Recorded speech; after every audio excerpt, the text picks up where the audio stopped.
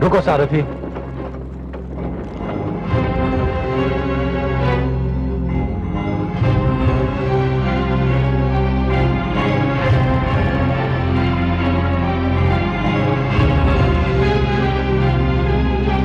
पुत्र विरोचन, पुत्र विरोचन, पुत्र विरोचन, पुत्र विरोचन।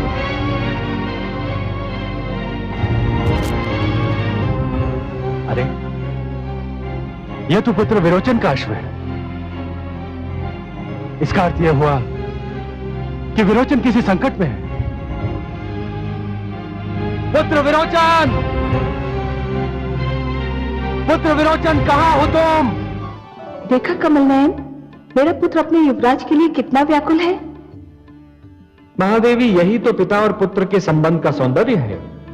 पिता अपने पुत्र से कितना स्नेह करता है, इसका ज्ञान तो उसे तभी होता है जब वो अपने पुत्र के कष्टों को देखकर व्याकुल हो उठे। लेकिन मुझे तो इस बात पर आश्चर्य हो रहा है कि मेरा पुत्र तो आजीवन अपने पिता के प्यार के लिए तरसता रहा। वो आज अपने पुत्र पर मन का समस्त स्नेह उड़ेल रहा है।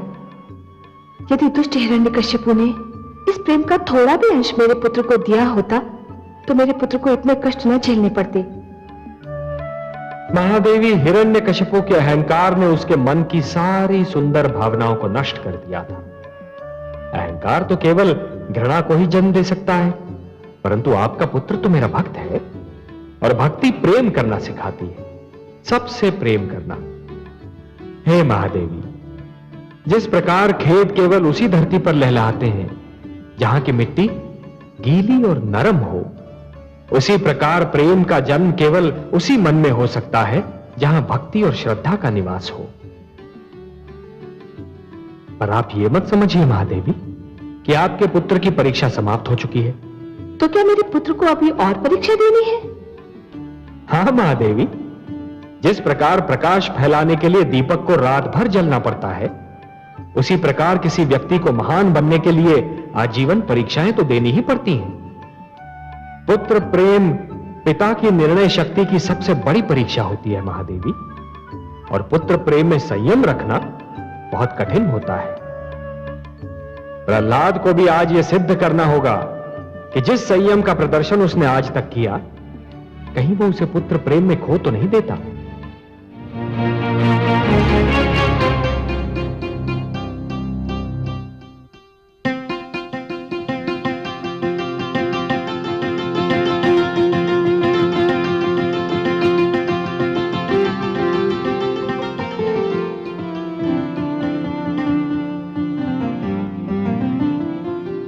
हे आदित्य देव, हे विष्णु रूप, जिस प्रकार आपकी किरणें मुझे छू रही हैं, यदि मेरे पुत्र तक भी पहुंच रही हैं, तो कृपा करके उसे मेरा यह संदेश दें कि मैं उसके लिए बहुत व्याकुल और चिंतित हूं, बहुत व्याकुल और चिंतित हूं।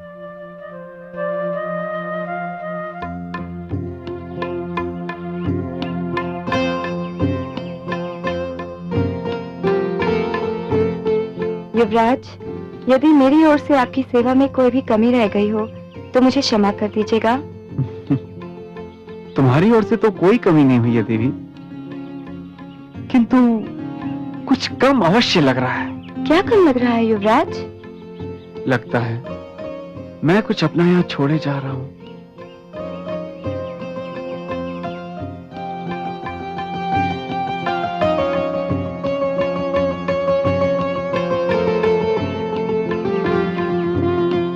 आपको तो कोई कष्ट नहीं हुआ ऋषिपुत्र? कष्ट?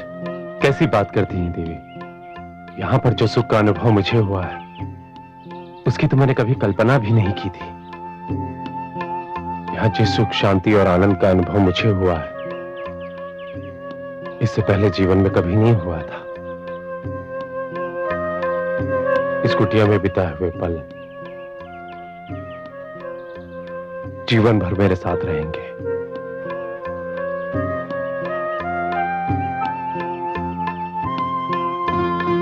देवी, तुमने हमारे लिए जो कष्ट उठाए उसके लिए तुम्हें अनेक धन्यवाद। देवी, तुमने मेरी जो सेवा की उसके लिए मैं सदैव आभारी रहूंगा। धन्यवाद तो मुझे देना चाहिए और आभार भी मुझे ही मानना चाहिए। मुझे आप दोनों जैसे महान व्यक्तियों की सेवा का अवसर जो मिला। आइए मैं आप दोनों को अपने मार्ग दिखा दूं।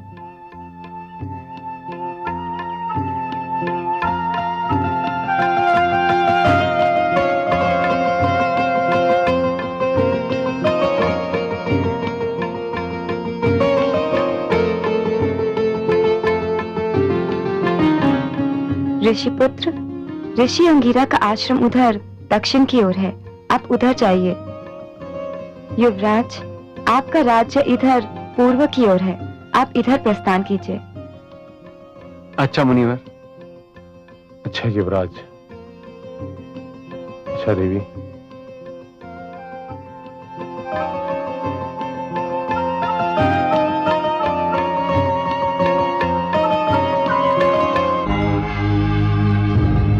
पुत्र विरोचन!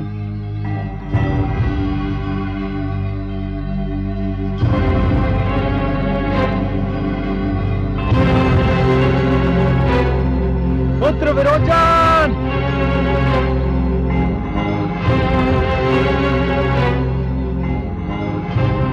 कहाँ हो तुम पुत्र?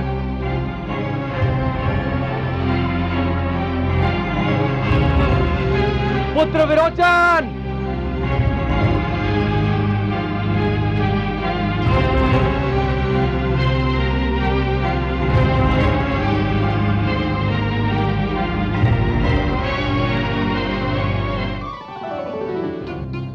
पुत्र विरोचन? विरोचन! पिताश्री? पुत्र विरोचन! पिताश्री, पिताश्री, पिताश्री, आप यहाँ कब आए? मैं तो कल संध्या से ही तुम्हें यहां ढूंढ रहा था। मैं तुम्हारे लिए बहुत व्याकुल था पुत्र। पिताश्री, मुझे ज्ञात नहीं था कि आप मेरे प्रति इतना स्नेह रखते हैं। आपका ये पुत्र प्रेम देखकर मुझे गर्व हो रहा है। मैं अपने पिता का वो प्रेम प्राप्त न कर सका जो एक पुत्र को पिता से मिलता है। इसीलिए मुझे सदैव ध्यान रहता है कि मेरे पुत्रों को मेरा वो समस्त प्रेम मिलता रहे जो उनका अधिकार है। पिताश्री, आपने रात्रि कहां बिताई? यहीं इसी वन में। और तुम कहां रहे? मैं हाँ, मुझे एक ऋषि की वैकुंठ जैसी कुटिया में आश्रय मिल गया था। चलो राजभवन चलते हैं। तुम घायल भी हो गए हो। तुम्हारी दादी श्री और माता श्री तुम्हारे लिए अधिक व्याकुल हो रही हैं। हम शीघ्र न पहुंचे तो वो और अधिक व्याकुल हो जाएंगी। चलो चलिए।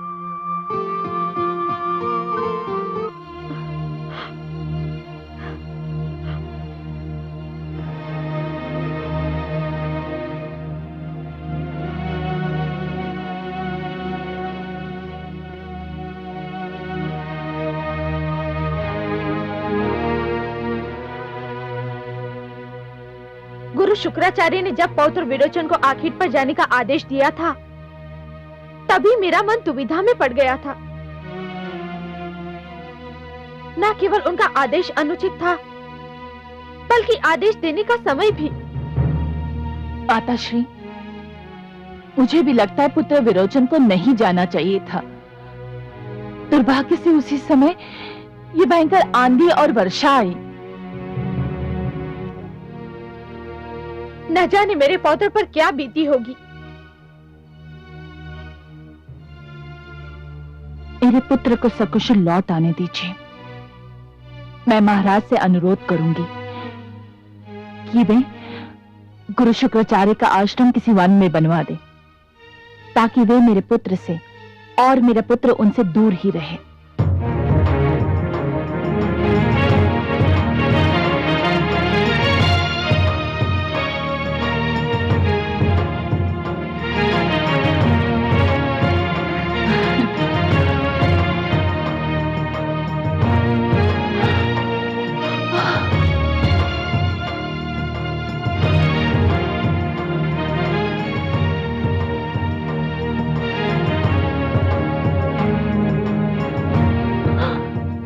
ईश्वर, ये क्या हो गया मेरे पुत्र को? पौत्र, यह तुझे क्या हुआ? तू घायल कैसे हो गया?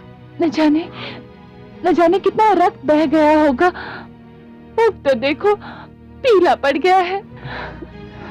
साधारण चोटें हैं माते, 2-4 दिन में ठीक हो जाएंगी। चुप रहे पौत्र, इतने गहरे घाव है और तू इसे साधारण चोटें कह रहा है? पौत्र, इसे शीघ्र ही वैद्यराज को दिखाओ। घाव में धूल मिट्टी लग गई होगी तो संकट खड़ा हो जाएगा। जा रहा हूं दादी श्री, जा रहा हूं, वहीं जा रहा हूं, उसी के पास जा रहा हूं जिसके पास इन घावों का उपचार है।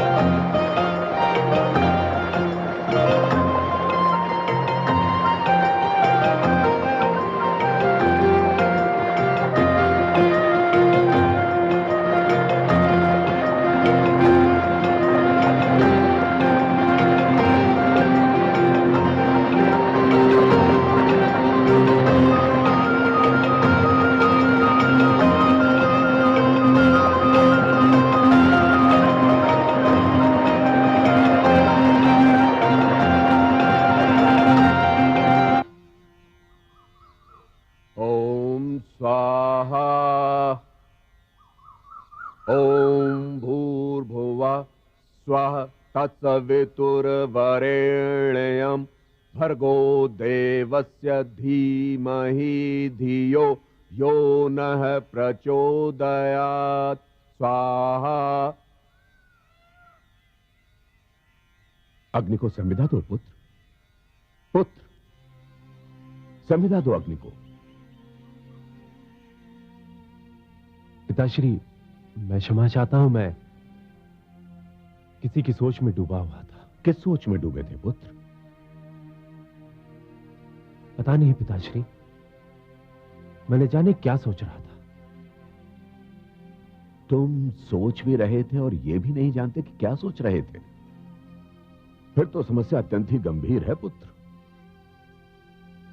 क्योंकि आयु के जिस मोड़ पर तुम हो उस मोड़ को वर्षों पूर्व मैं पार कर चुका हूं और ये भलीभांति जानता हूं कि इस मोड़ का पथिक क्या सोचता है। फिर भी कुछ बताओ तो पुत्र। ऐसी कोई बात नहीं है पिताश्री। यदि कोई ऐसी बात है पुत्र जो बताई नहीं जा सकती, तो मेरा परामर्श है कि उसके विषय में सोचना ही छोड़ दो, क्योंकि फिर वो पाप के अतिरिक्त और कुछ नहीं हो सकती। और यदि वो पाप नहीं है तो मेरी ये बात भी मानो पुत्र कि पुत्र के विचारों का भागीदार पिता से बढ़कर और कोई नहीं हो सकता। क्या बात है पुत्र?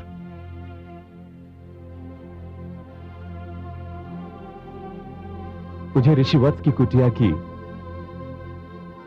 एक सुंदर घटना याद आ गई थी पिताश्री। क्या नाम है उस सुंदर घटना का पुत्र? दीपावली। अत्यंत ही सुंदर नाम है। वो अपने नाम से भी अधिक सुंदर है पिताश्री। अच्छा, तो तुम्हें उससे प्रेम हो गया है? प्रेम कोई अपराध तो नहीं होता है पुत्र कि जिसे छिपाने की आवश्यकता हो। मुझे तो प्रसन्नता है कि तुम प्रेम में भी अपने स्तर से नहीं गिरे। तुमने प्रेम किया भी तो वत्स जैसे महान ऋषि की कन्या से।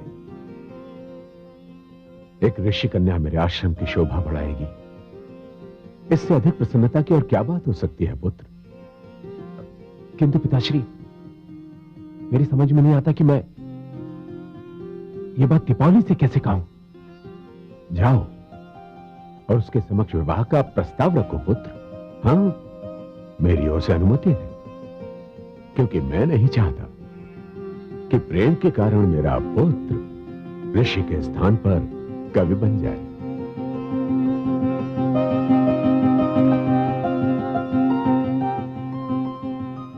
कवि तो मैं बन गया हूं पिताश्री।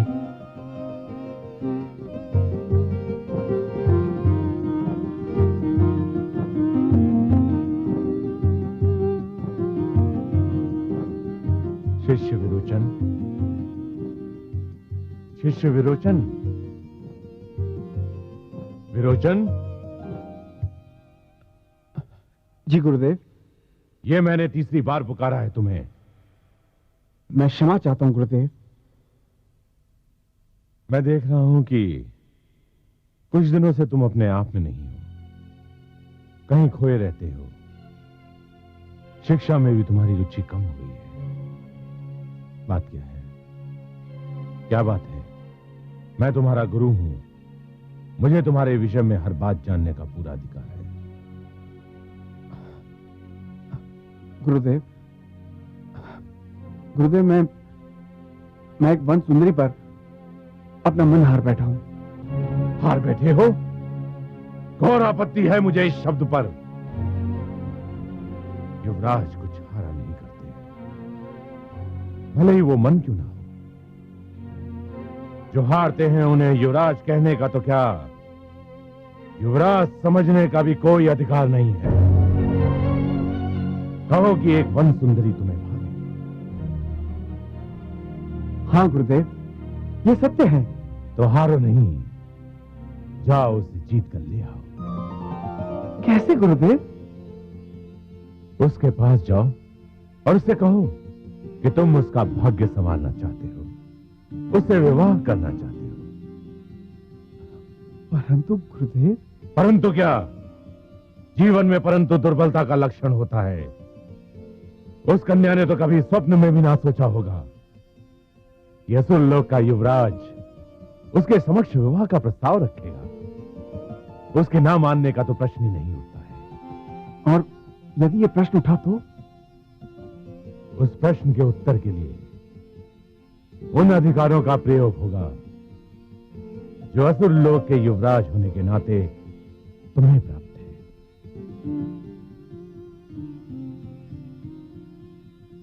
प्रेम में शक्ति का प्रयोग करना उचित नहीं गुरुदेव।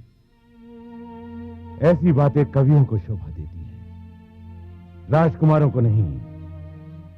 राजकुमारों को शक्तियां इसलिए नहीं मिलती हैं कि एक साधारण सी कन्या उनके प्रस्ताव को अस्वीकार कर दे और वे सिर झुकाए चुपचाप खड़े रहे।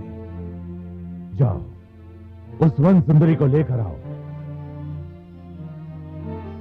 जो आज्ञा गुरुदेव।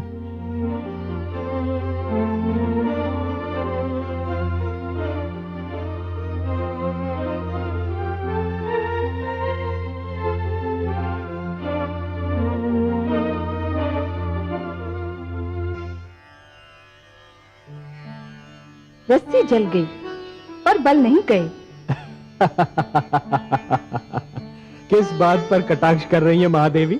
कटाक्ष नहीं कमल नयन, सत्य कह रही हूँ। न जाने कैसे भ्रष्ट विचार लेकर जन्मे हैं दैत्य गुरु शुक्राचार्य। मोर्चे पर मोर्चे हारते जाते हैं पर अपनी विचारधारा नहीं बदलते। अब क्या कह दिया उन्होंने? उचित परामर्श न देने और अपने शिष्य को उचित पाठ न पढ़ाने की जैसे सौगंध ही खा रखी है उन्होंने। पौत्र विरोचन को उन्होंने ये परामर्श दे दिया कि यदि ऋषि वत्स की पुत्री दीपावली ने उसका प्रस्ताव स्वीकार न किया तो वो अपने अधिकारों का प्रयोग करे। महादेवी, कभी कभी तो मुझे लगता है कि स्वयं दैत्य गुरु शुक्राचार्य को यह ज्ञात नहीं होता कि वो क्या कह रहे हैं, क्योंकि उनके भीतर ज्ञान और क्रोध के बीच एक निरंतर युद्ध चलता रहता है। जब ज्ञान का पलड़ा भारी होता है तो उनके मुख से कविताओं के पुष्प झड़ते हैं, परंतु जब क्रोध का पलड़ा भारी होता है तो उसी मुख से अंगारे उगलने लगते हैं। पर उनका परामर्श तो उनके शिष्य को, मेरे पौत्र को तो भ्रष्ट कर सकता है।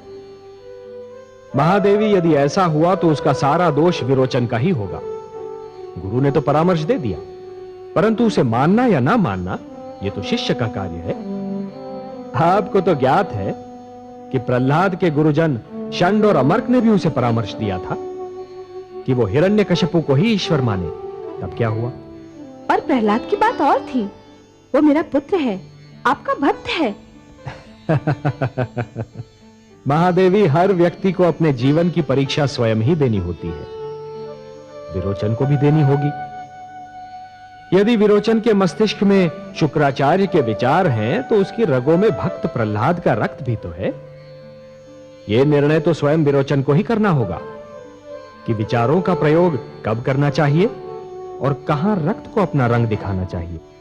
जानती हूँ कमल नयन, पर पौत्र विरोचन तो अभी युवा है और उसे जीवन का बहुत अनुभव भी नहीं है, और वो एक युवती से प्रेम करता है। ऐसे समय में तो उसे संयम और धैर्य का सुझाव देना चाहिए था। उन्होंने उसे शक्ति का प्रयोग करने का परामर्श क्यों दिया? महादेवी, दैत्य गुरु शुक्राचार्य की भाषा में शक्ति और बल का विशेष स्थान है, परंतु परीक्षा तो विरोचन की है। उसे तो यह ज्ञात है कि दैत्य गुरु शुक्राचार्य क्या हैं, कौन हैं, क्या करते रहे हैं, और यदि ये सब कुछ जानते हुए भी विरोचन ने उनके परामर्श को अपनी बुद्धि की कसौटी पर नहीं कसा, तब तो फिर उसका परिणाम वही होगा महादेवी, जैसे उस व्यक्ति के साथ होता है जो ये जानता तो अवश्य है कि अग्नि की ज्वाला जला देती है, परंतु फिर भी उसे छूने का प्रयास करता है। प्रेम भी तो एक ज्वाला है, और इस समय सुधन्वा और विरोचन दोनों ही उसे छूने का प्रयास कर रहे हैं।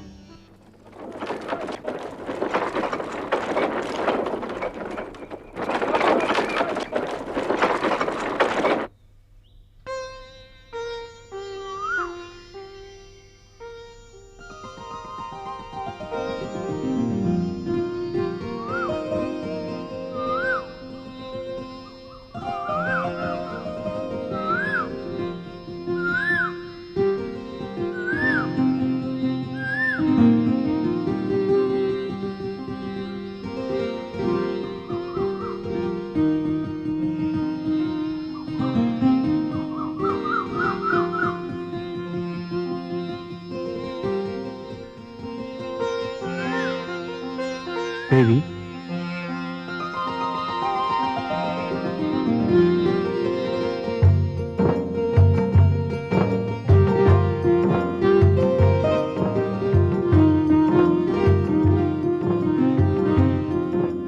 प्रणाम युवराज। प्रणाम देवी।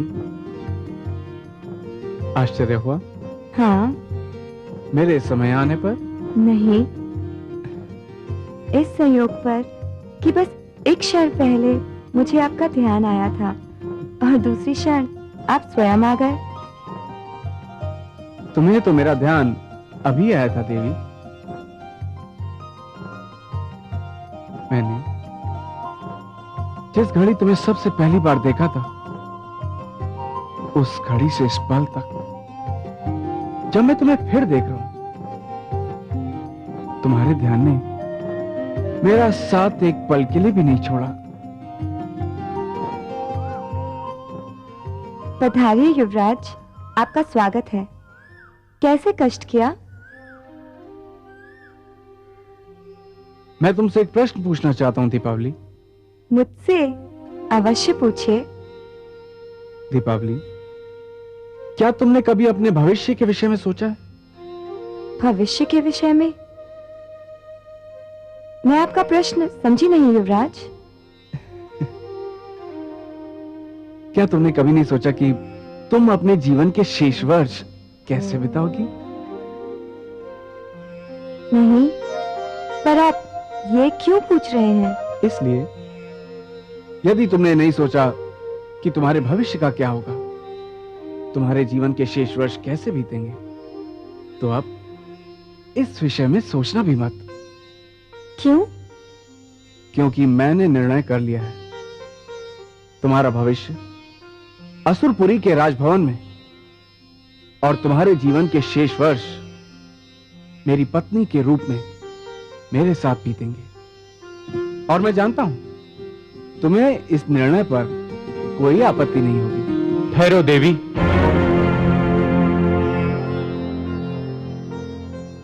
इससे पहले कि तुम युवराज विरोचन को कोई उत्तर दो, मैं ये कहना चाहता हूं कि तुम्हारे नेत्रों ने जो मेरे मन को संदेश दिया था, मैं उसका उत्तर लाया हूं।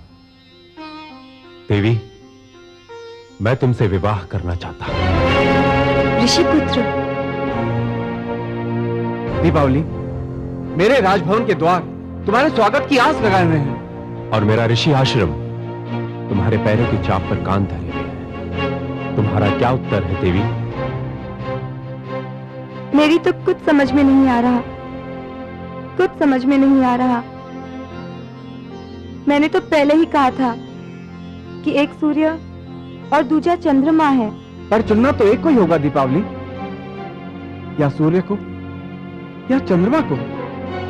जीवन के लिए सूर्य और चंद्रमा दोनों ही आवश्यक हैं। एक दिन का उजाला है और दूसरा रात्रि का। हे युवराज, आप महान सम्राट प्रहलाद के पुत्र हैं, तो हे ऋषिपुत्र, आप एक महान ऋषि की संतान। कोई ऐसा गुण नहीं जो आप दोनों में ना हो, और कोई ऐसा दोष भी नहीं जो आप दोनों में से केवल एक में हो। आप दोनों ही श्रेष्ठ हैं। मेरे मन में आप दोनों के लिए बहुत कोमल भावना है। मेरे लिए यह निर्णय लेना असंभव है कि मैं किसे स्वीकार करूं।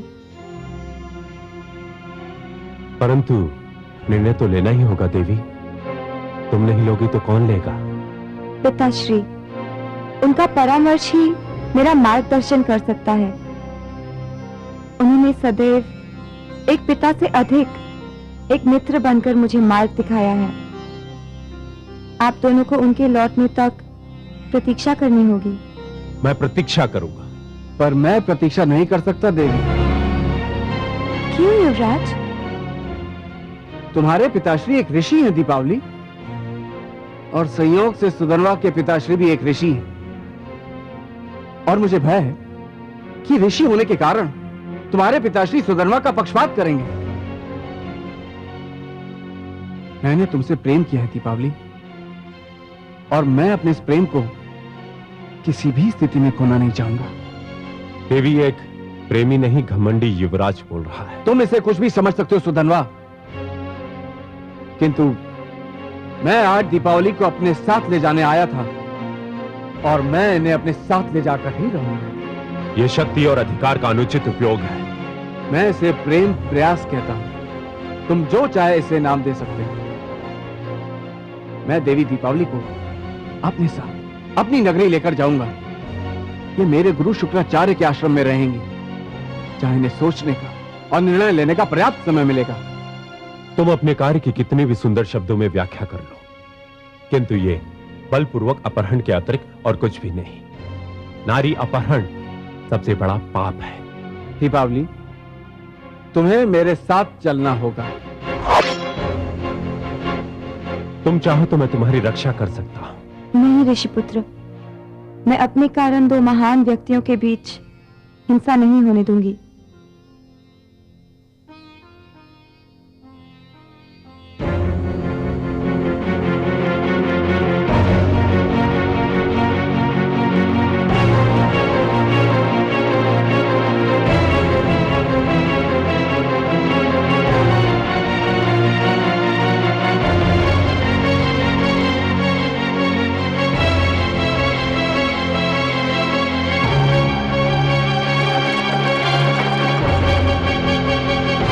युवराज, ये अन्याय है। तुम अपनी राजशक्ति का प्रयोग कर रहे हो।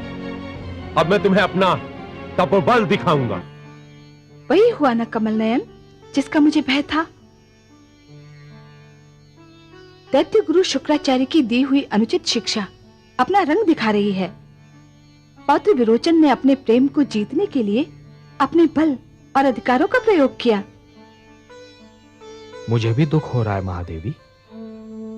पुत्र प्रहलाद ने जिस आसुरी प्रवृत्ति को बदलना चाहा था, उसका प्रभाव पूर्ण रूप से समाप्त नहीं हुआ है।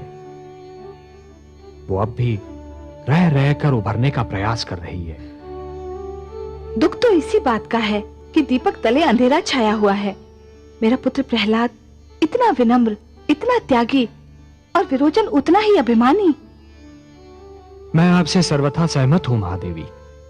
जिस प्रकार पुत्र विरोचन अपने प्रेम को जीतने के लिए शक्ति का प्रदर्शन कर रहा है, उससे तो उसकी प्रेम भावना पर ही प्रश्न चिन्ह लग जाता है। प्रेम करना तो सबका अधिकार है, परंतु प्रेम को शक्ति से छीनना सर्वथा अनुचित।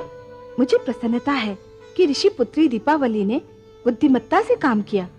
यदि वो विरोचन के साथ न चली गई होती तो समस्या गंभीर हो जाती।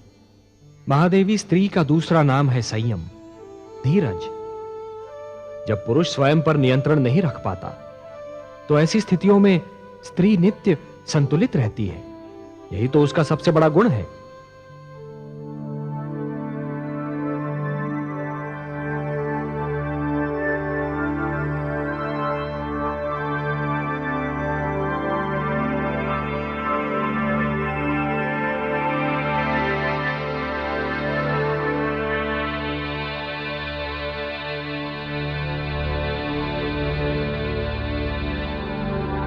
गुरुदेव,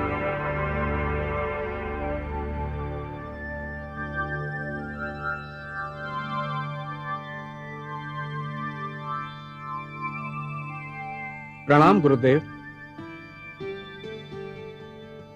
गुरुदेव, ये ऋषि वत्स पुत्री देवी दीपावली हैं। मैं समझ गया था पुत्र। प्रणाम दैत्य गुरु। मुझे हर्ष है शिष्य कि सौंदर्य को परखने में तुमने कोई ठोकर नहीं खाई। इसे देखने के उपरांत तो मैं तुम्हें इसके लिए भी क्षमा कर सकता हूं कि तुम इस पर मन हार बैठे थे। परंतु मुझे और भी अधिक प्रसन्नता है कि तुम इसे जीत लाए। अखंड सौभाग्यवती भव। आशीष के लिए धन्यवाद दैत्य गुरु, किंतु अब तक मैंने यह निर्णय नहीं लिया कि मैं युवराज विरोचन से ही विवाह करूंगी, अथवा तो मुझे किसी और की उपस्थिति का संकेत दे रहा है। मैं बताता हूं गुरुदेव। वन में आखेट के समय जिस प्रकार संयोगवश मैं और ऋषि अंगिरा का पुत्र सुधनवा एक साथ पेड़ गिरने से घायल हो गए थे, उसी प्रकार ऋषि वत्स की कुटिया में पहुंचकर हम दोनों दीपावली के नेत्रबाणों से भी एक साथ घायल हो गए। यही कहना चाहते हो ना? जी गुरुदेव। मुझे कोई आश्चर्य नहीं हुआ।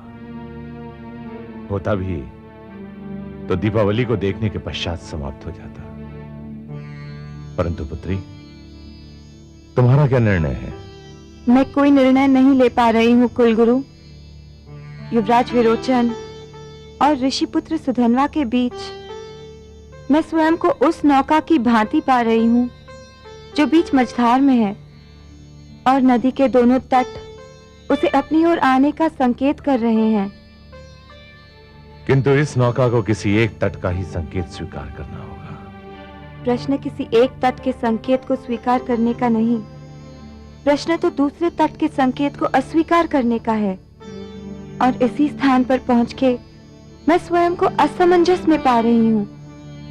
हे कुलगुरु, यदि आपसे कहा जाए कि सूर्य और चंद्रमा में से एक को स्वीकार और दूसरे को अस्वीकार कर दें, तो आपका क्या उत्तर होगा? गुरुदेव, मैं देवी दीपावली को इसी कारण आपके आश्रम में लेकर आया हूं। मैं चाहता तो इन्हें राजभवन में भी लेके जा सकता था, किंतु मैंने सोचा कि राजभवन में रहकर देवी ये ना सोचे कि मैं उन पर कोई दबाव डाल रहा हूं। ऋषि की पुत्री ऋषि शुक्राचार्य के आश्रम में स्वयं को अधिक स्वच्छंद और स्वतंत्र समझेंगी। अवश्य शिष्य। ऋषि पुत्री दीपावली, मेरे इस आश्रम में तुम्हारा हार्दिक स्वागत है। तुम यही समझो कि तुम अपने पिता श्री ऋषि वत्स के आश्रम में ही हो। धन्यवाद कुलगुरु। देवी, यदि मेरे कारण आपको कोई कष्ट हुआ हो तो मुझे खेद है। प्रणाम गुरुदेव।